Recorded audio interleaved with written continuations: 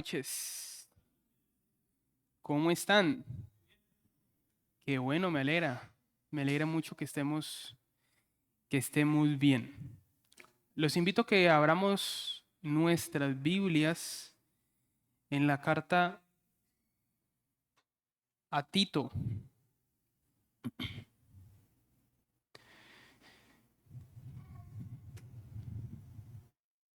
Carta a Tito, capítulo 2.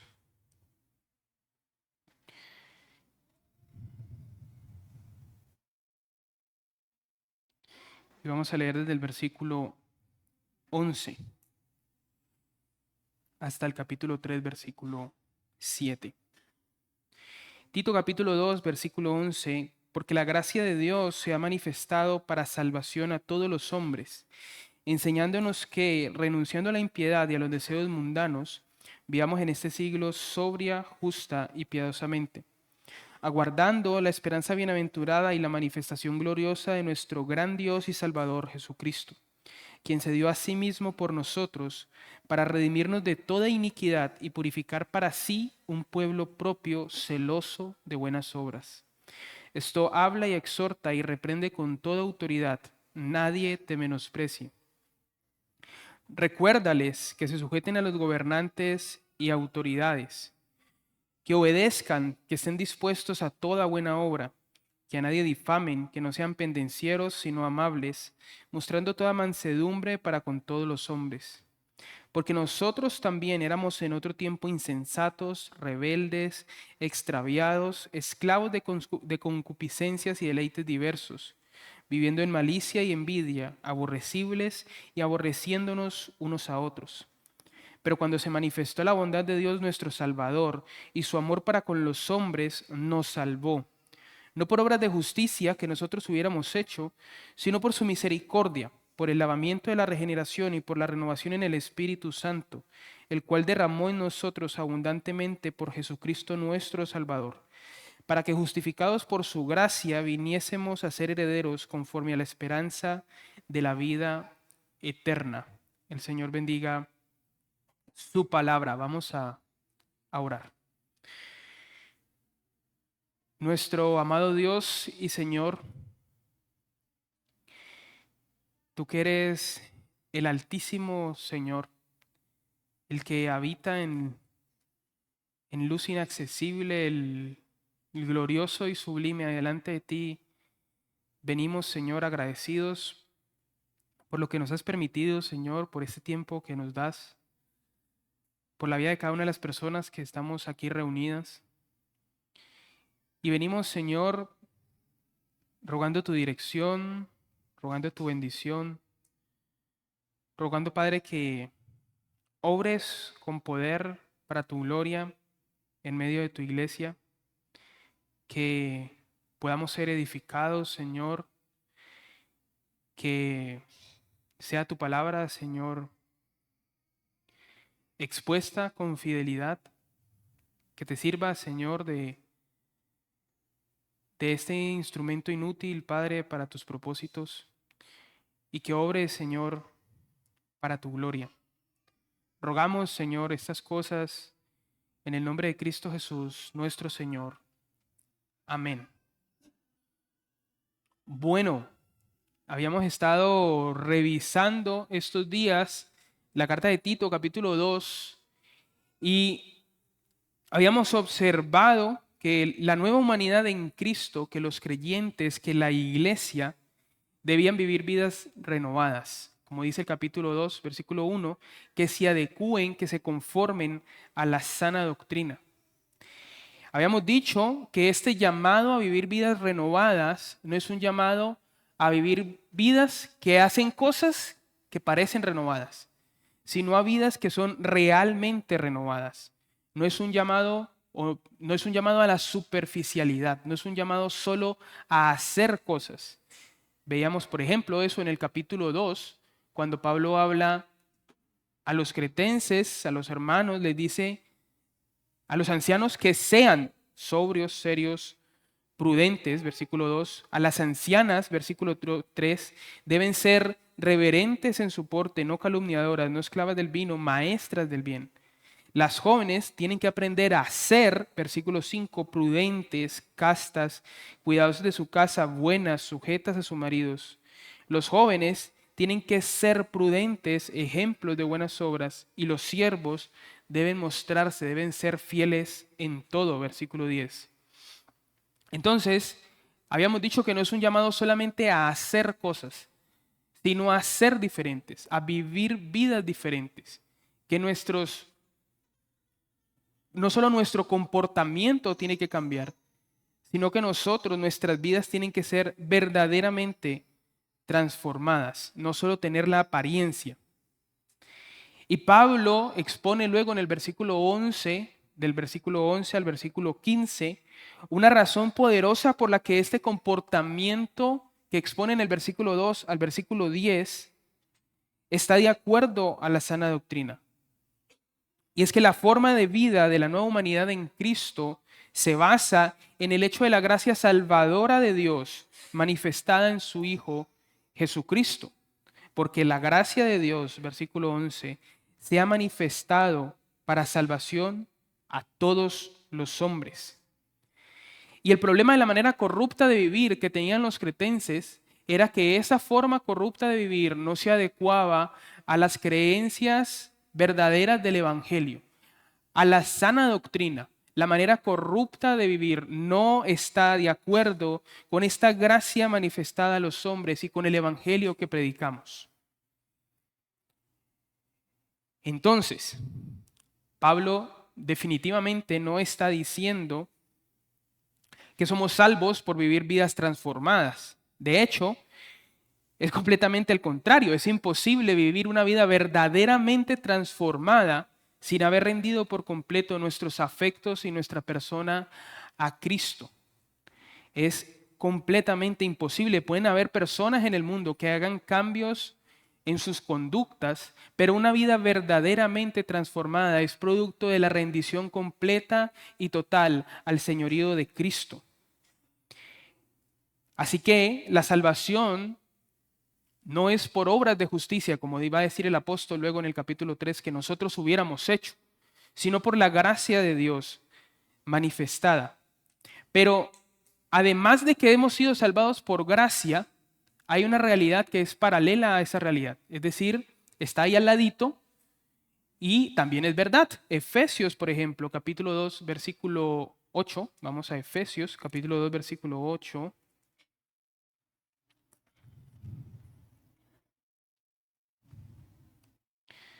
Dice, Efesios capítulo 2, versículo 8,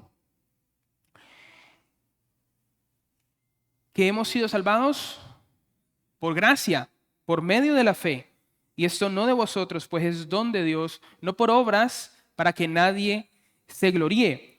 Pero aquí está la verdad paralela que les había dicho que existe, y es que somos hechura suya, creados en Cristo Jesús para buenas obras, las cuales Dios preparó de antemano para que anduviéramos en ellas. La idea, habíamos dicho, es que debemos vivir estas vidas transformadas, diferentes y singulares, porque el propósito de nuestro Señor, al darse a sí mismo como rescate por nosotros, es, como dice el apóstol Pablo en Tito capítulo 2, versículo 14, redimir para sí un pueblo propio, celoso de buenas obras. Así que las obras de justicia que nosotros hagamos, las buenas obras que nosotros podemos hacer, no las hacemos solamente porque se siente bien hacer las cosas que hacemos. Las obras de justicia que hacemos no las hacemos por nosotros mismos, porque se siente un fresquito lo más de chévere aquí en el estómago cuando hacemos las cosas como son. Porque si las hacemos por eso, cuando hacer las cosas correctas no se sienta bien, pues entonces adivinen qué vamos a hacer. Vamos a hacer lo que nos haga sentir bien a nosotros. El asunto es que debemos vivir esta clase de vidas porque el Señor que nos salvó para eso.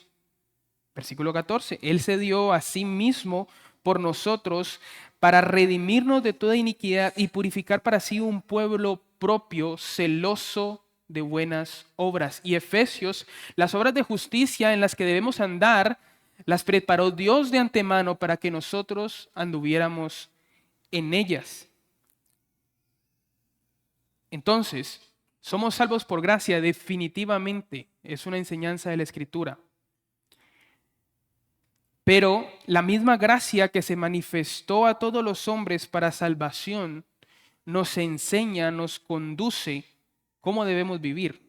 La misma gracia que salva es la gracia que santifica, es la gracia que nos acompaña toda la vida para vivir vidas que le agraden, que le honren y ser un pueblo celoso de buenas obras. Habíamos dicho entonces que esta gracia que se había manifestado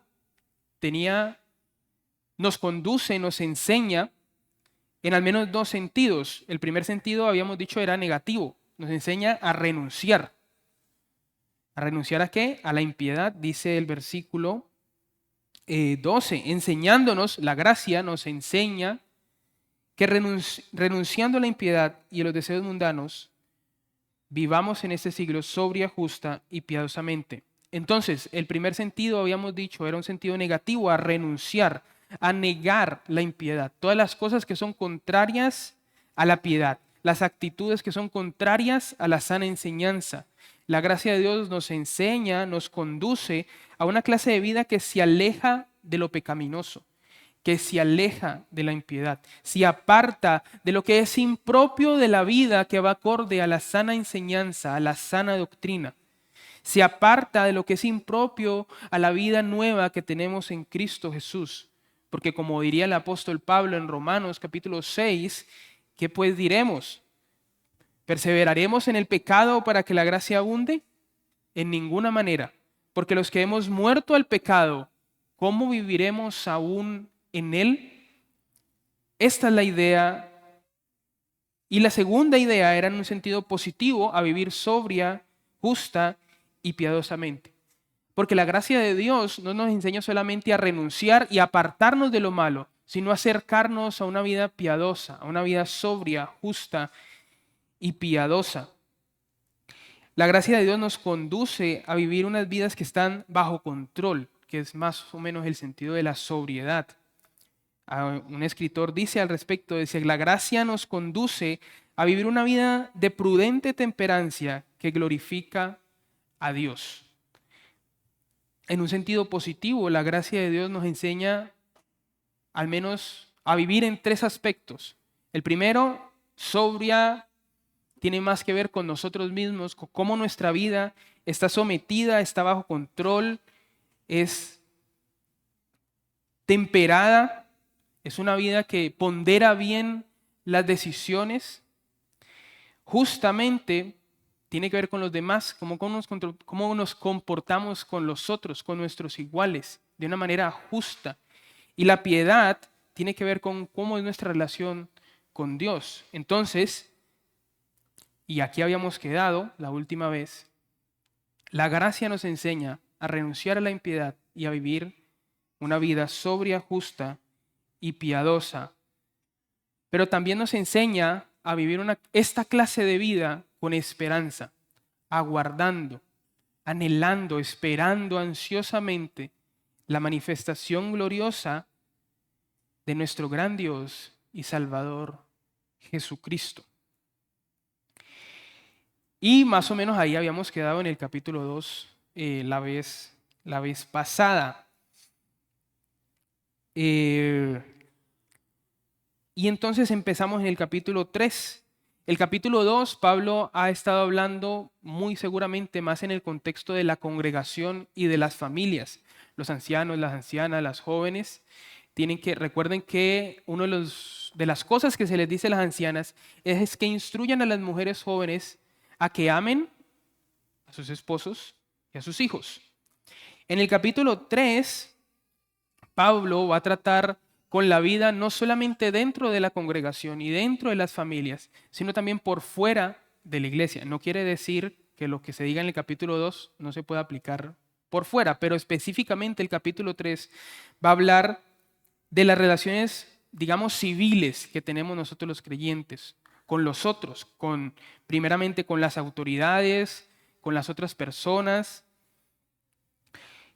Y nosotros los creyentes hemos sido puestos en el mundo para anunciar a Cristo con nuestros labios y para vivir, para mostrar a Cristo con nuestras vidas.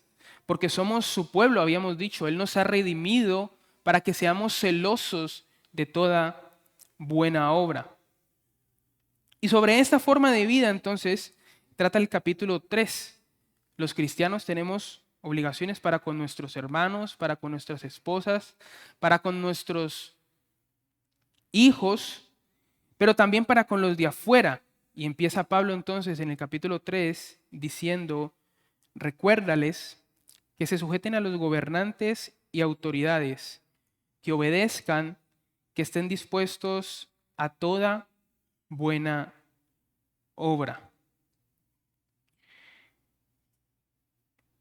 Entonces, las áreas de impacto de la vida nueva, de esta nueva humanidad en Cristo, se extienden más allá de la iglesia.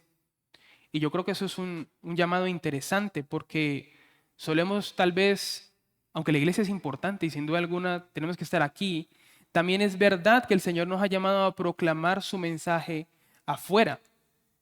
Hemos sido llamados a anunciar el Evangelio en nuestra vida cotidiana. Hace poco veíamos con los jóvenes, de hecho, que hemos hecho una división en nuestra vida entre lo secular y lo sagrado. Hemos dividido nuestra vida entre la iglesia y el mundo, entre nuestro trabajo y nuestra vida cristiana, nuestro ministerio, por decirlo de alguna forma. Hemos vivido nuestras vidas pensando que el impacto del Evangelio se reduce solamente a lo que hagamos nosotros acá dentro de la iglesia o para los hermanos. Y que lo que hagamos luego en el mundo fuera es un área diferente y apartada de nuestra vida donde el Señor no tiene su señorío. Y nada más alejado de la realidad. Capítulo 3 de Tito, lo que empieza diciendo es que cuando nos relacionamos con los de afuera, también está presente este propósito de Dios en su pueblo que es celoso de buenas obras. Los cristianos no tienen dos vidas, una secular y una espiritual.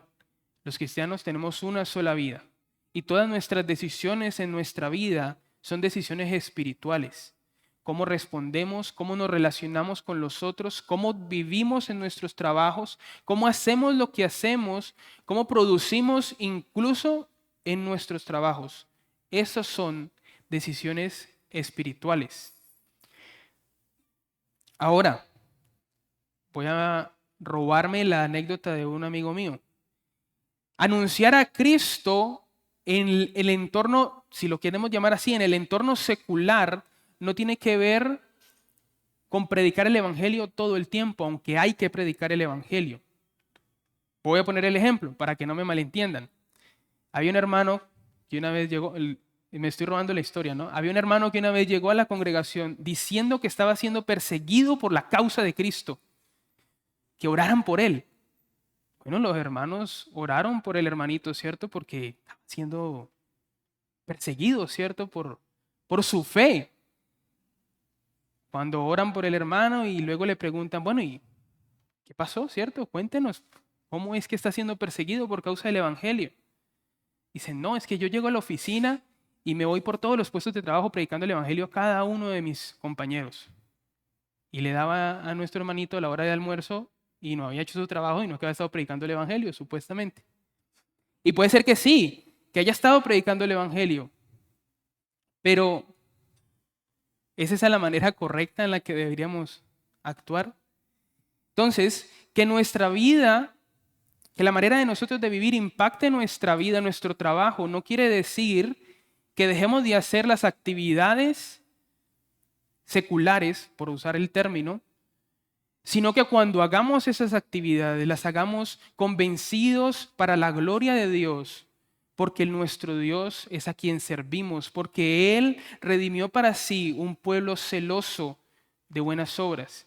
Que si nuestro trabajo, sea cual sea lo que requiera, lo hagamos con diligencia, con seriedad y lo hagamos bien para la gloria de Dios. Entonces, habiendo dicho eso, que no hay una división entre lo sagrado y lo secular, seguimos con el pasaje. Lo primero que habla Pablo es acerca de las autoridades. Recuérdales que se sujeten a los gobernantes y autoridades. La manera es muy general. Pablo no solo le estaba hablando a los cretenses cuando les escribió eso. Él no le dijo el nombre, no, sujétense a Gustavo Petro y a no sé quién. Eso no fue lo que dijo. Él dijo a los gobernantes y autoridades. Así que el mensaje de Pablo en las Escrituras trasciende la cultura cretense, trasciende el gobernante cretense y nos llega a nosotros directamente diciéndonos que nos sujetemos a nuestros gobernantes y autoridades, aunque no nos guste. De hecho, Romanos capítulo 13, versículo 1, que es otro pasaje que habla de algo parecido, en el contexto histórico, digamos, en medio de la persecución sufrida por los cristianos, uno esperaría, o habrá gente que pudiera esperar, que Pablo llame a la desobediencia civil y le diga a los cristianos que se subleven y hagan un montón de cosas. Pero en medio de la persecución de gobernantes malignos que pretendían perseguir a los cristianos, Pablo les dice, sométase toda persona a las autoridades superiores, porque no hay autoridad sino de parte de Dios, y las que hay por Dios han sido establecidas. Y la consecuencia directa de eso es el versículo 2. Versículo 2. De modo que quien se opone a la autoridad, a lo establecido por Dios, resiste, y los que resisten acarrean condenación para sí mismos. Una pregunta similar fue hecha a nuestro Señor cuando los fariseos, queriendo tentarle, le dijeron, ¿estamos obligados a pagar el tributo al César? Y nuestro Señor respondió, dad al César lo que es del César y a Dios lo que es de Dios. El poder de quienes nos gobiernan es en última instancia dado y ordenado por Dios. Eso es lo que veíamos, lo que leíamos en Romanos capítulo 13, versículo 1. Ahora, aclaración, eso no significa que Dios esté de acuerdo con todo lo que hacen todos los gobernantes en el mundo. Significa que Él ha permitido que tengan ese poder o que en última instancia, digamos, lo haya ordenado. Pero ellos tendrán que dar cuenta porque la razón que les da ese poder, dice el apóstol en Timoteo, es para que los que estén a su cuidado vivan vidas tranquilas. Y otra cosa importante es que la sujeción aquí no es una sujeción absoluta, como veíamos con los siervos en el capítulo 2. No significa que el siervo tenía que hacer todo lo que hacía su amo, incluso si fuera en contra de la ley de Dios. No significa entonces tampoco que los cristianos hagamos todo lo que dice la ley, aunque vaya en contra de la ley de Dios. Vamos a ahondar un poquito más en eso ahora. Pero otra cosa que no significa sujetarse a las autoridades es pensar como las autoridades piensen, o estar de acuerdo con lo que ellos digan, o incluso con las leyes que ellos promueven. Sujetarse a las autoridades significa aceptar obedientemente lo que dicen siempre y cuando no vaya en contra de las escrituras o de un mandato que ha dado Dios, porque como han dicho, también está escrito, es necesario obedecer a Dios antes que a los hombres. Un ejemplo tal vez de la sumisión bíblica la encontramos en los apóstoles, en Hechos capítulo 5, versículo 41 y 42.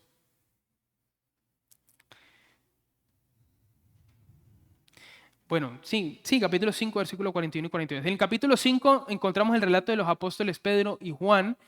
Ellos están predicando el evangelio, son encarcelados, les dicen que no prediquen más, son liberados de manera sobrenatural por Dios y ellos siguen anunciando el evangelio. Los llevan ante el concilio y son azotados. Cuando ellos salen, dice, ellos salieron de la presencia del concilio gozosos de haber sido tenidos por dignos de padecer afrenta por causa del nombre. Pero versículo 42, y todos los días en el templo y por las casas, no cesaban de enseñar y predicar a Jesucristo. Las autoridades habían dicho, no prediquen ese nombre, ustedes están pervirtiendo la nación, pero Dios había dicho que había que hacerlo. ¿Sí me hago entender lo que estoy queriendo decir? Y vean, una cosa interesante sobre el pasaje es que aunque a ellos les acarree la consecuencia, el látigo, ellos soportan el látigo, y como los apóstoles de hecho, soportaron el látigo y las prisiones de manera injusta, sometiéndose a las autoridades. Dice aquí un hermano, los cristianos deben resistir un gobierno que obliga los cristianos deben resistir un gobierno que obliga o impone la maldad y deben trabajar para Dios en forma no violenta dentro de las leyes de la tierra. Entonces ya dijimos lo que no significa someterse, ¿cierto? No significa estar de acuerdo con ellos, no significa hacer cosas que vayan en contra de la Escritura. Y podemos estar en desacuerdo, pero lo que sí significa someterse es obedecer y, como le dice Pablo a Timoteo, orar por aquellos que están puestos en eminencia.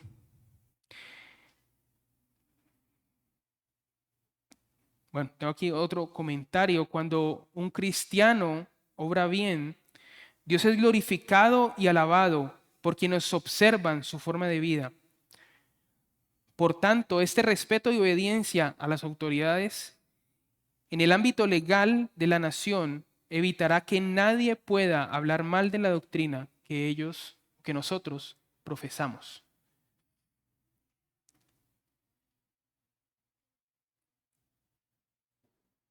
Y luego de hablar de las autoridades, Pablo habla de los otros, pero creo que vamos a, sí, que a nadie difamen, dice la siguiente parte del versículo, la primera parte del versículo 2. Y aunque que a nadie difamen abarca un grupo más grande de personas, porque nadie no solo son las autoridades, sino cualquier persona, creo que es importante también recalcarlo o meterlo aquí dentro de las autoridades, porque tal vez nuestra sujeción a veces es en acto y no en palabra. Difamar incluye maldecir, blasfemar, hablar mal en general de cualquier persona. Y yo creo que esto está incluido dentro de la obediencia, dentro de la sujeción a las autoridades. Yo creo que somos un poco descuidados cuando nos referimos a nuestros gobiernos o cualquier persona que esté en eminencia. Y no estoy diciendo que no podamos tener desacuerdos y podemos incluso tener la razón, pero llegar a hablar mal de estas personas creo que es algo que no está bien para los creyentes. Nosotros no deberíamos estar perdiendo nuestro tiempo, nuestras energías en conversaciones necias con otras personas, hablando mal del político de turno, sino que debemos aprovechar esos espacios y esos tiempos para recordar que toda autoridad ha sido puesta por Dios y que este Dios que ha puesto toda autoridad envió a su Hijo Jesucristo a morir en una cruz.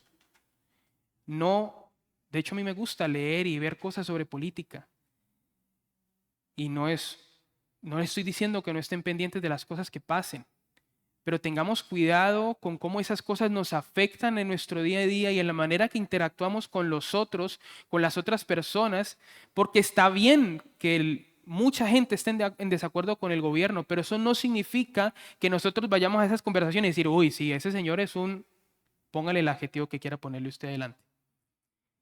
No debemos participar en esas conversaciones, no es a lo que nos llamó el Señor, más bien que nos sujetemos a nuestros gobernantes y autoridades, que obedezcamos y esa obediencia estemos dispuestos a toda buena obra sin difamarlos.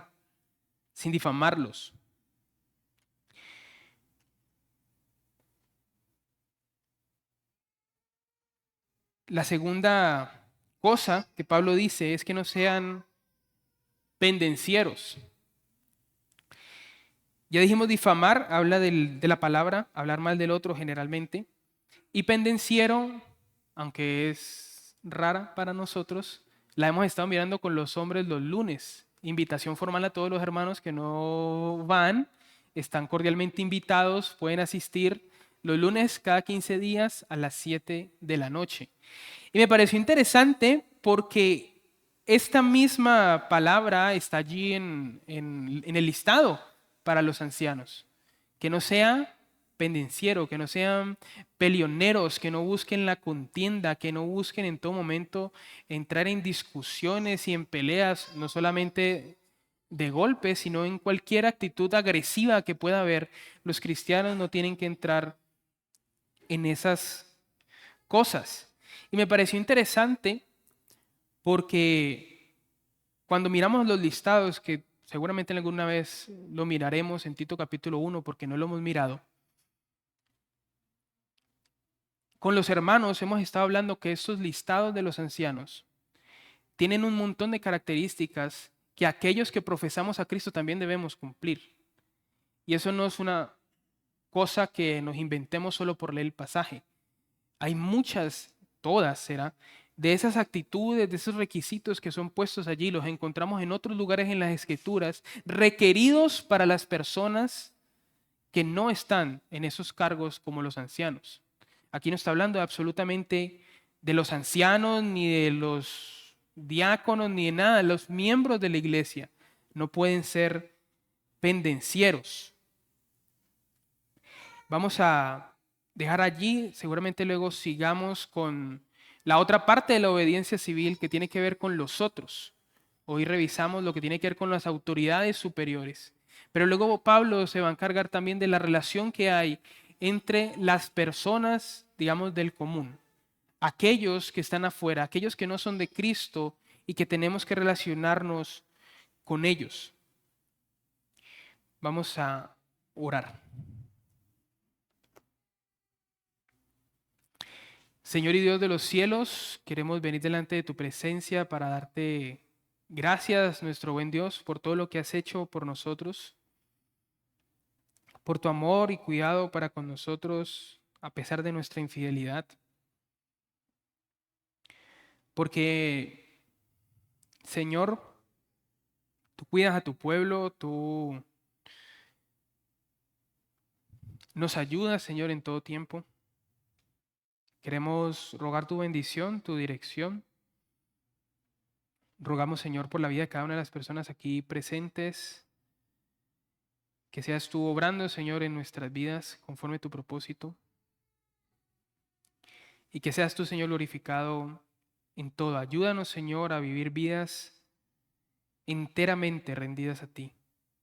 Que no haya ninguna sola área de nuestras vidas que reservemos para nosotros mismos. Que no nos creamos, Señor, tan independientes como para creer que algo que podamos hacer no esté sujeto al señorío de aquel que nos compró por precio de sangre. Ayúdanos, Señor, a entender. Rogamos, nuestro buen Dios, que obres en la vida de cada uno de nosotros y oramos en el nombre de Cristo Jesús. Amén. Hay jóvenes, mi hermano, discipulado el domingo, tenemos